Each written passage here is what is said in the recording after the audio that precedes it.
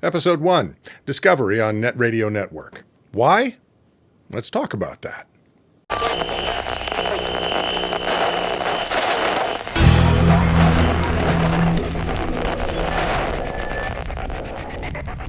Let's do a quick history. I founded NetRadio.Net in 1995 with 3 other guys. Within 3 years, we grew it to 50 million unique IPs a month. And if you're going to score that the way radio scores listeners, those 50 million unique IPs visited roughly 5 days a week, giving us 250 million listens a month. Nobody else has done much more than half of that since, no matter what the guys at iHeartRadio say, because they're counting their terrestrial listeners as well. We did our 3-year thing. NetRadio eventually was sold, and I moved on to other things. Back to my voiceover career, radio and video production work that I was doing. I was part of the Monster Quest cable series that was a bit of a hit nationally and internationally, and that was kind of fun. I also produced the world's most downloaded video podcast on classical martial arts called Martial Arts Explore.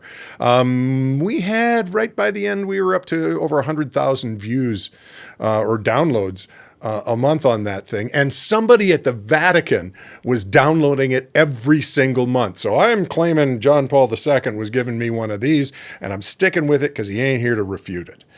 What am I doing now? Well, I still love music. I still play live with a band. As a matter of fact, that's them right there, Flying Trainwreck. Those are the guys. I'm still dissatisfied with what radio does, and here's why.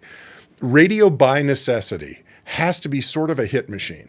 The songs have to hit enough of the common variables in every person that most people will like it, or enough people will like it, that they can grow an audience on the radio station so that they can sell those earballs to advertisers and make money.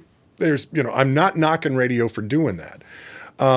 But I'm dissatisfied because they never play the music I like. Well, they play a lot of music I like, but they don't go far enough. I guess that's really the thing I'm trying to say. They don't go far enough. They don't go deep enough. They don't go broad enough for my tastes. And that's one of the reasons I helped to found Net Radio. I wanted to go broader and deeper. I wanted to find something cool that I'd never found before. And that's kind of what Discover on NetRadio.Network is all about.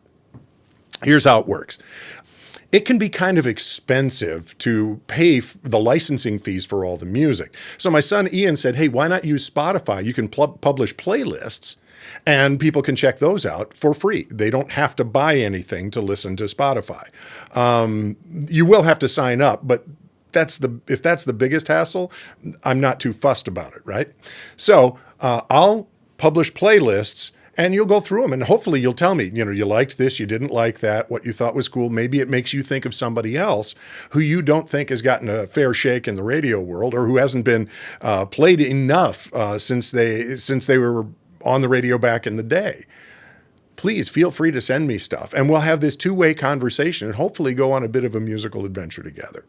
So if you want to talk to me at all, just send me an email at radio@netradio.network and I will get it. And we can start this conversation together. Let's start things off with 4 songs. Something old, The Band. The Band are one of my favorite bands. And a lot of people will go, oh, The Band. Yeah, I remember those guys. The Night They Drove Old Dixie Down, a bunch of other things. But my favorite song by The Band is The Saga of Pipote Rouge. And that's on the list. That's number 1 on the list. These are the guys that defined what we call Americana music today. And you can draw a line from them to John Hyatt, to Tom Petty, to the Wallflowers, other bands along those, well, even do a little bit to John Cougar Mellencamp, especially when he started incorporating acoustic guitars and violins and stuff in his music. So they're the guys that really sort of defined that genre, as it were, and I think they're worth a listen. And the Saga of Pipote Rouge is just fantastic. Something new, Dirty Town by guitarist Pete Thorn. Now, a lot of you guys are going to go, who? Because if you're not a guitar nerd the way I'm a guitar nerd, you won't know about Pete Thorn. but I know about Pete Thorn. And he puts out records periodically, and Dirty Town's a fantastic song. I love instrumental music. I love instrumental rock. And that's what this is, and I hope you like it. I really like this particular song.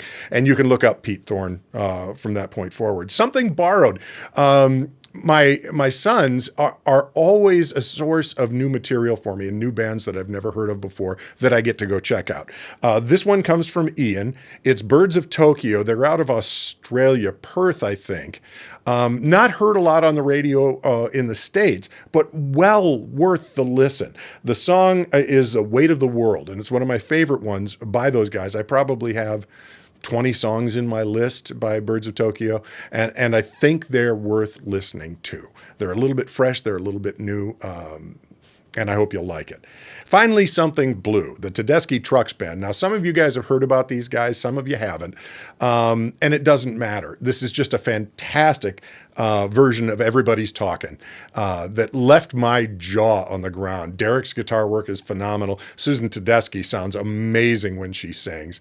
It's really worth your time to check this particular thing out, especially if you kind of like that blues stuff, that blues-tinged rock or pop or whatever you want to call it.